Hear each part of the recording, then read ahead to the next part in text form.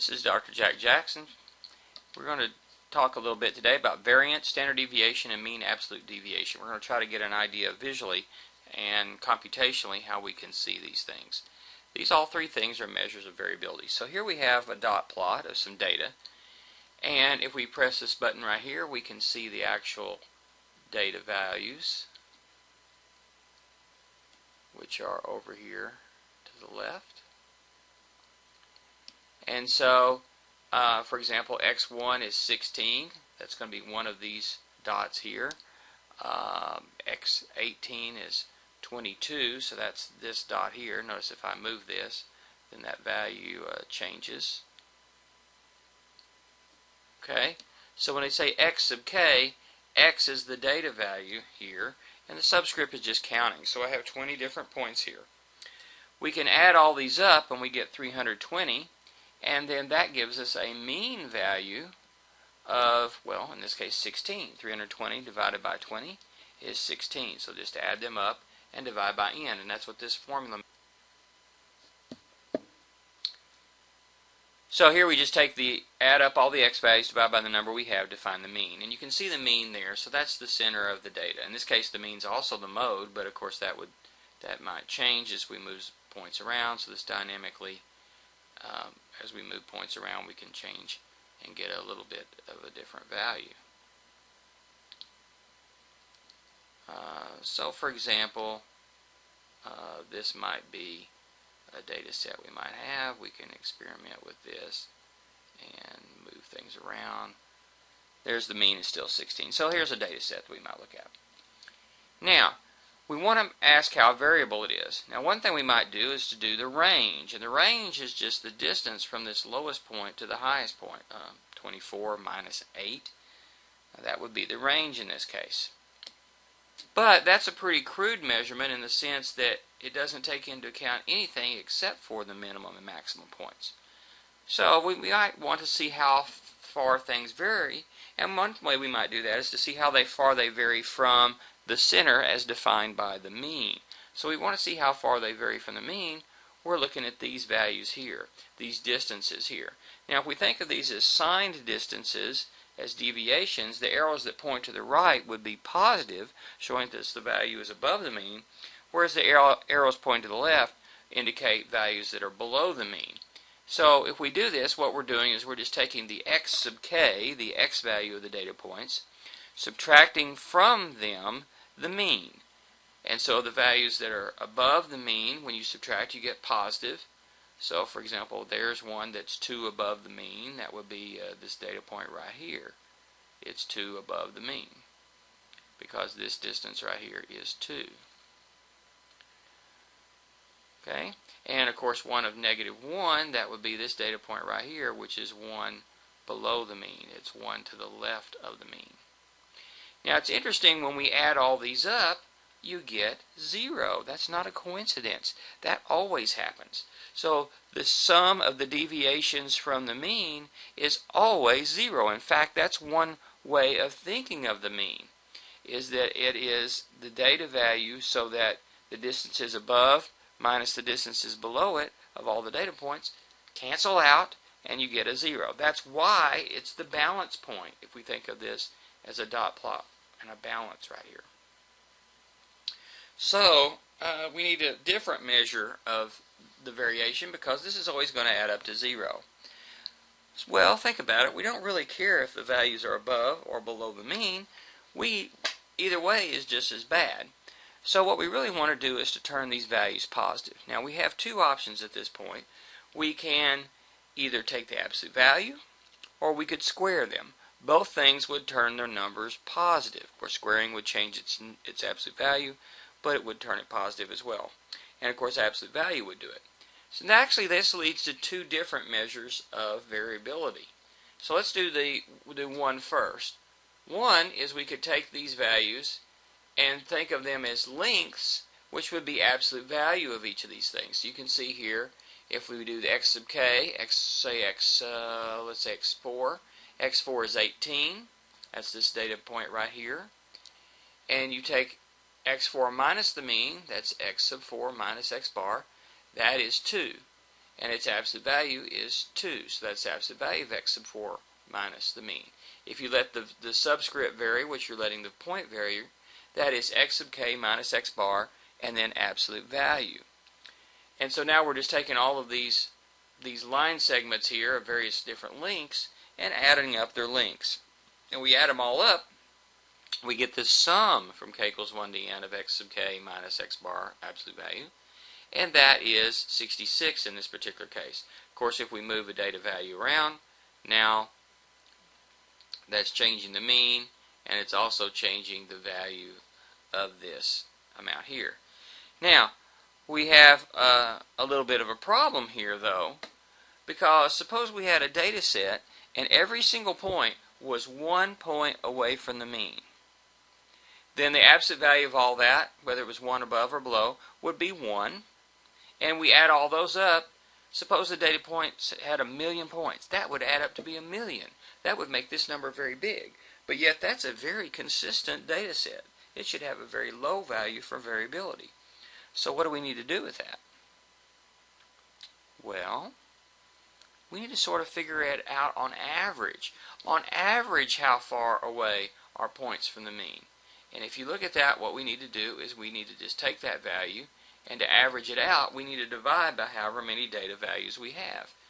So we want to take the mean of all the absolute values of all the deviations. Then that's the mean absolute deviation. So the name of this statistic tells you exactly what it is. It's the mean of the absolute value of the deviations.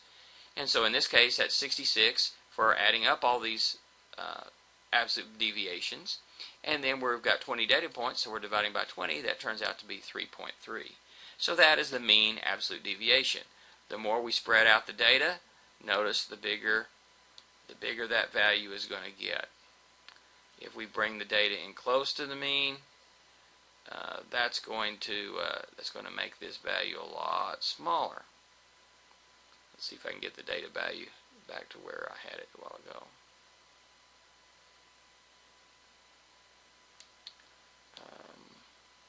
That's good enough. We'll go with this data set. Okay. Now, that's one way to do it. But the problem, and that is a statistic that some people use.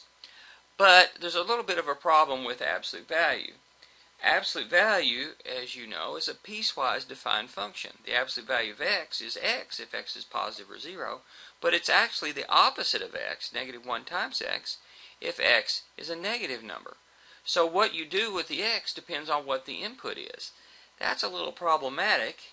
It's not something we can't overcome, and so we do use it sometimes, but it makes it harder to solve equations with absolute value. It makes it harder to do algebra with it. It makes it harder to do calculus with it. It makes it harder to do computations. So for that reason, mainly, we don't use absolute value as much. What we usually prefer to do is to square all these values. So instead, this will also turn them all positive. So that takes each x sub k minus x bar and square it. So we're squaring negative 1 to get 1. Negative 2 squared is positive 4. Negative 3 squared is positive 9. So it turns all these positive. How could we visualize that? What does that look like over here on the graph? So take this one right here, for example. What do we get when we square this length sign? It really doesn't matter whether it's positive or negative, whether it's, in this case, it's negative 2, but this one had a positive 2. The square would still be the same, positive 4. So what do? Well, why do we call second power a square? It's because we get a square.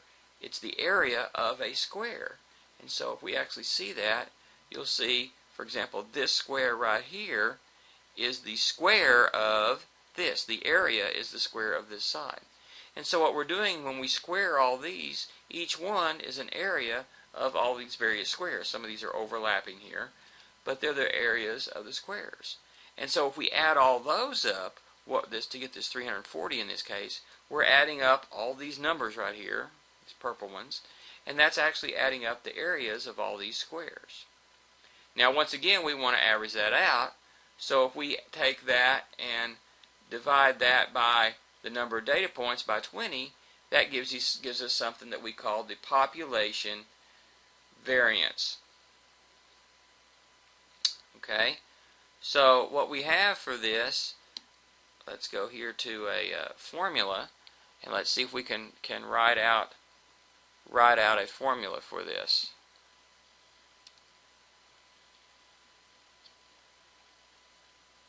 So the formula, if you remember what we did, is we started with our x's, and we subscript those by subscript k. We subtract the mean. Now if this is an actual population, remember that we use the parameter mu for the mean. And we want to take each one of those and, in this case, square it. Then we want to take that, and we want to take those and add all those up from k equals 1 up to the population size n. And then we want to take all of that and divide by the population size. This is called the variance. Okay? And it's denoted by the symbol lowercase sigma squared. Actually, we have two sigmas here. This is an uppercase sigma. This is a lowercase sigma. So the variance is that. And then we have a little bit of a problem with this, though. If you think back to it, our units are a bit off. So if you look here, so suppose this data was, let's say it's in inches. Deviations are in inches, but when you square them, these are in square inches. And divide by n, you're still in square inches. So what does it say that we're doing if we divide by n? We're saying take the areas of all these squares, rectangles, they're squares, add them all up, and divide by 20. We're saying, okay, take all that big area and distribute it out. If all the squares were the same size, how big would they be? And the answer is they would have an area of 17. But again, that's a square unit. So to get it back to the correct units, we're going to take the square root of that. In this case, it's about 4.12. So to get this is the population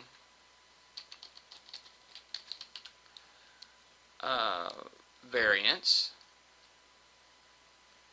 And if we want the population standard deviation, that is going to be what we call sigma, which is just the square root of what we just had. It's the square root of the variance.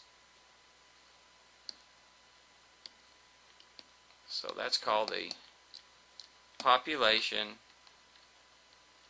standard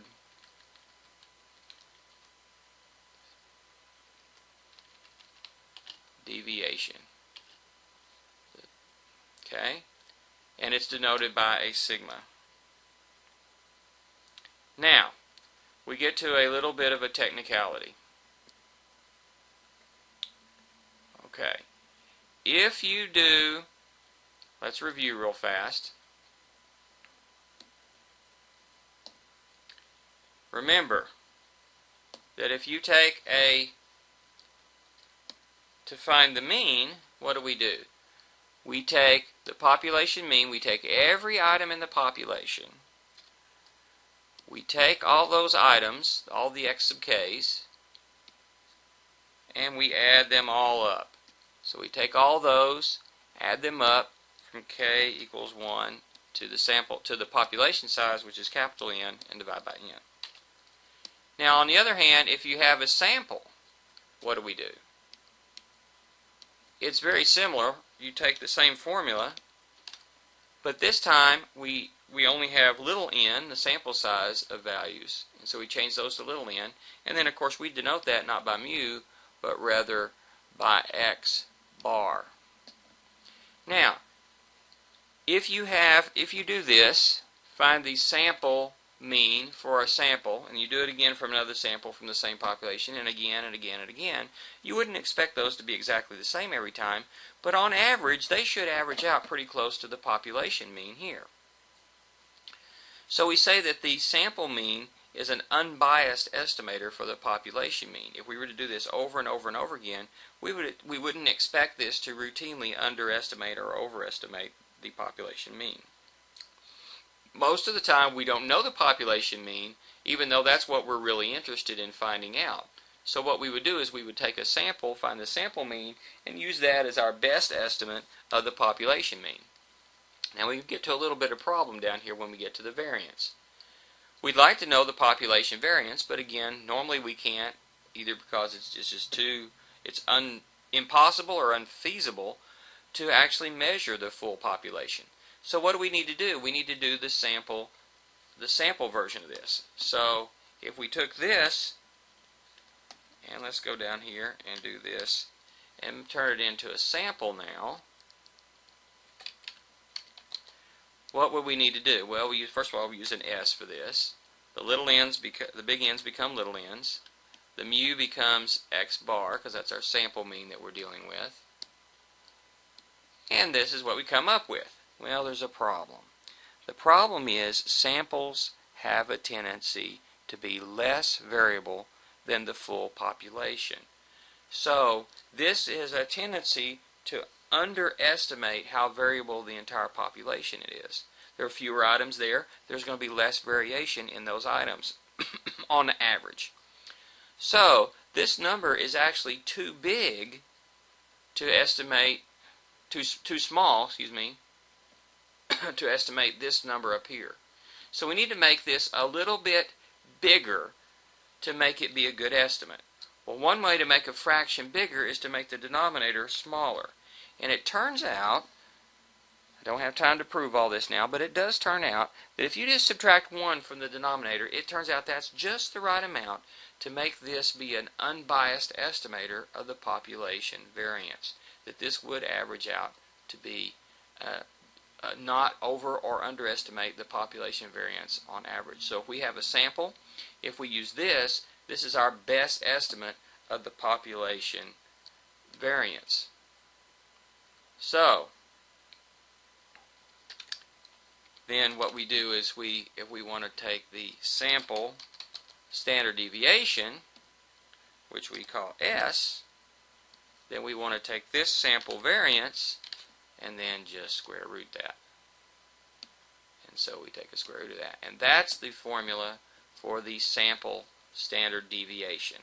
That is one of the most used measures of central tendency that you're going to see. And it's a very important one. And it's also the one, it's a little difficult to compute, but it does take into account all the subtle variations of all the data points. It's taking all these. Now what we're really doing, of course, is spreading this out, in this case, not over 20 rectangles, but take the whole area of the whole 20 rectangles, squares, and then take them and spread them out over 19 squares, and this would be the size of a square of size 19.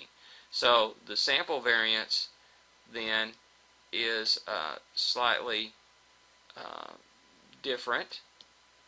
So if this was a sample from a larger population, we would assume that the larger population would have a variance of about 17.89, standard deviation about 4.23. So this is the way that we would normally figure it out. Okay.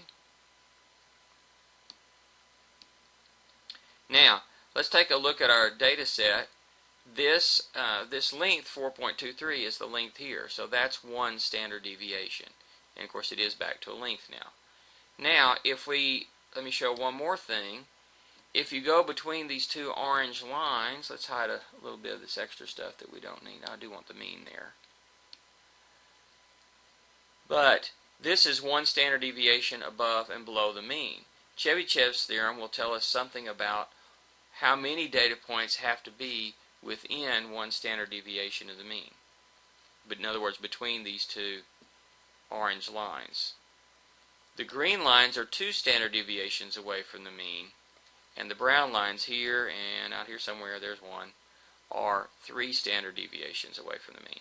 And of course, again, all of this is dynamic as I move these points around. So let's make it a lot less variable. Look what's happened to that standard deviation. It's coming in much tighter. And so that standard deviation is getting smaller and smaller when we bring this in. Of course, how can we make it 0? We can make all the points the same. So now we have a much smaller standard deviation. Notice that even one point way out here can really affect the standard deviation quite a bit. And so you can experiment with it. We can experiment with this a little bit and see what happens as we spread the data out a little bit. And there is a visual demonstration as well as numerical and algebraic demonstration of variance, standard deviation, and mean absolute variation. 3 measures of variability, 3 measures of variability.